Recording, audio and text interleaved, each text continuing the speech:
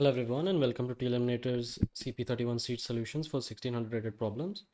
Today we'll be discussing the problem Say No to Palindromes, which is the 28th problem of the CP-31 sheet. Okay, let's pull up the CP-31 sheet and open the problem. Right, the problem says let's call a string beautiful if it does not contain a substring of length at least 2, which is a palindrome. Recall that a palindrome is a string that reads the same way from first character to last and last character to first. All right, so just defined palindromes, and they've said a string is beautiful if it does not contain any substrings which are palindromes, and like the substring's length obviously has to be greater than or equal to 2. All right, so is given some, yeah, so now it defines the cost of a string as the minimum number of operations so that the string becomes beautiful if in one operation we are allowed to change the string into any characters which are the first 3 letters of the English alphabet, so A, B, C. Similarly, initially we're given a string S where each character is either A, B, C, and we have to answer M queries, which is the cost of the substring from Li to Ri. All right, so we're given a string with A, B, C only, and we have to give the cost from Li to Ri, and the cost is in how many operations we can make it into a string which is beautiful, right? So here's an example. The given input is BAACB, and the substring from 1 to 3 is given a cost of 1 because BA can be converted to BAC in one operation, and the cost of this substring is 1. Similarly, in the second query from 1 to 5, the whole string BAACB is given, which can be converted to CBACB in 2 operations, and the cost of this is 2, right? So how do we approach this problem, right? We see the constraints n and m go up to 10 power 5. So we can write that expected time complexity of big O of n and will be big O of n plus m maybe, or maybe something like big O of n plus m log n, right? So expected time complexity is big O of n plus m or big O of n plus m log n, right? Because you have to answer m queries and our size of the input is n. So something like this we should be expecting as a time complexity. Okay. So how do we approach this problem? We can start off by trying to make observations of what it means that that only A, B, and C are allowed, and we need to have no palindromes. All right. So our given condition is that conditions for beautiful, right? So we'll figure out what are the conditions for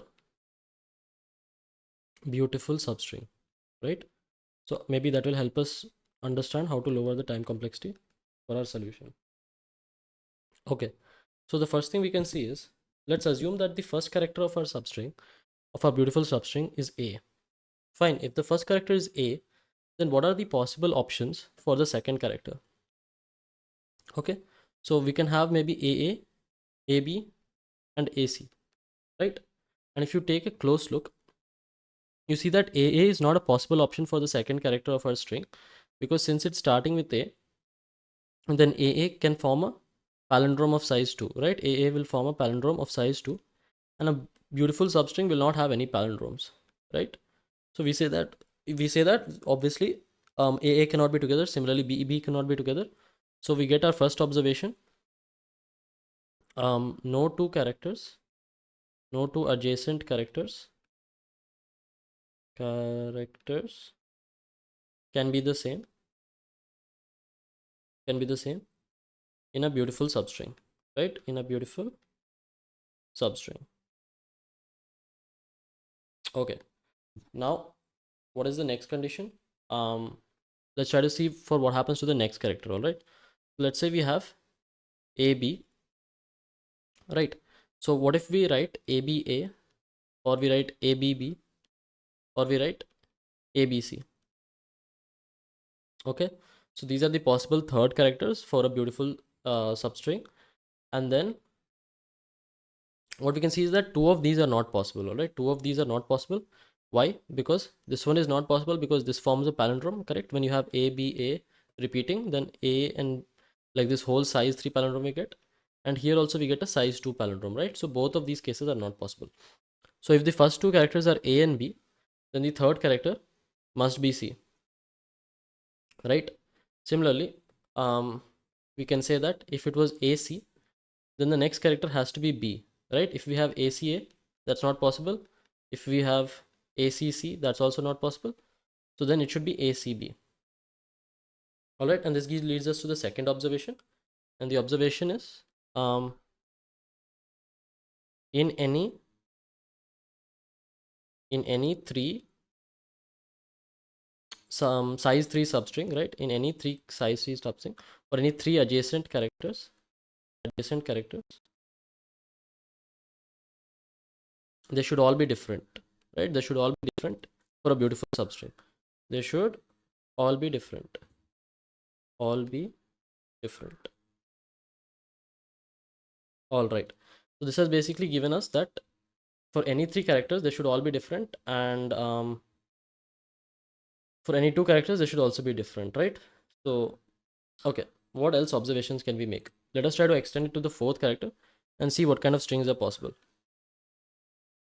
Let's say we had ABC, right? Now again, we cannot put B here, right? We cannot put B here because then BCB will be a palindrome, right? Similarly, we cannot put we cannot put C here because then CC will be a palindrome, right? So we have only one option, which is to put A, and this one ensures that there is no palindrome, right? Similarly, if we go to 5 characters, then this will become ABCAB, right? Because again, we from the same argument, we have no other option, right? And so on, right? ABC, and ABC, A, so on, right? So these are the only possible beautiful substrings we're getting if we fix the first two characters as AB, right? So this is one possible pattern for a beautiful substring, okay? For beautiful substring, okay. What about if we started with something else? So if we can write down our observation as there are some fixed patterns, some fixed patterns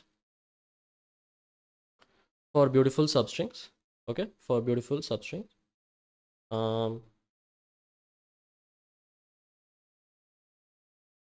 let's write down all these patterns. So one which we saw was ABC, ABC, ABC, so on, right? And the second pattern we can form from the same way using the same logic. So if we have AC instead, then we'll get ACB, ACB, ACB, right? So this will be another beautiful substring pattern, right? And then if the substring matches like this pattern, then only we can say that it's beautiful, right? So okay, what is the third one? Let's say we started at B, so we could have BCA, BCA, BCA, like this kind of a pattern, right? Or we could have, let's say, BAC, BAC, right? This pattern. Or we could have CBA, CBA, or we could have CAB, CAB, right? So these are the only 6 types of beautiful strings which we have, right? And every substring must be equal to this to be called beautiful. Okay. So now basically for every query,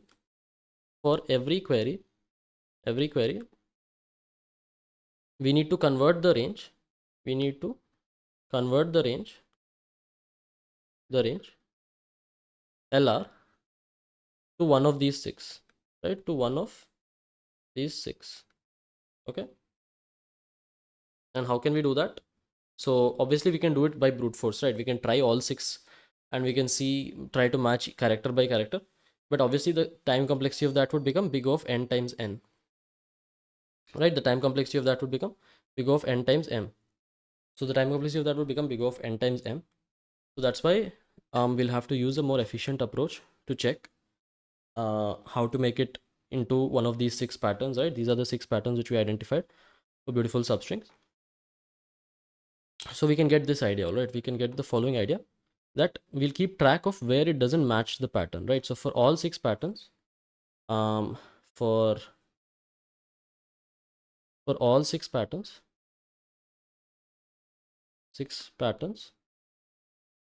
we can keep a prefix sum array, okay?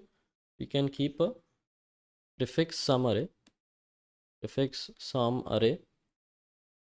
for the positions where it does not match the current pattern, okay? For the positions where it does not match the given pattern. Okay, the given pattern. So what do I mean by this?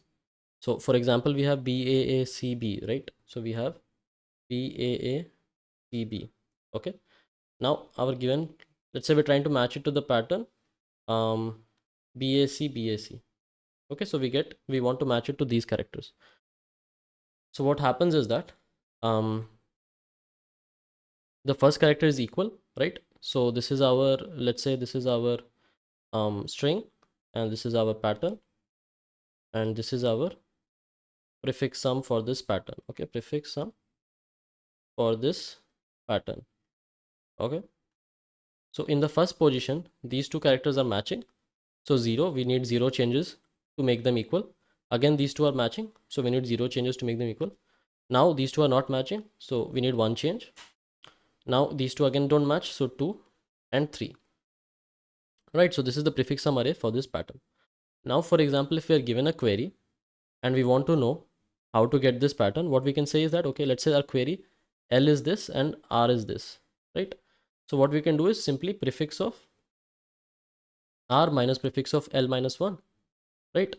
And that will be equal to 2 minus 0. So we can say that total 2 changes are needed to convert this string to this string, right? We are basically seeing how much distance or how much cost it is to convert the given string into the given pattern. Okay, so using the prefix sum array,